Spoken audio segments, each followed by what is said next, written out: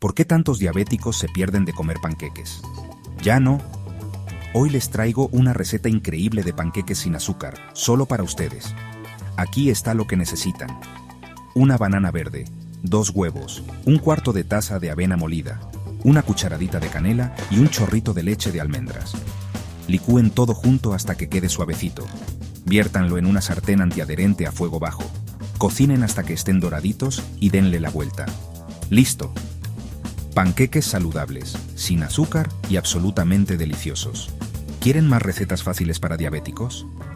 Comenten "quiero más" y síganme para que no se pierdan ninguna.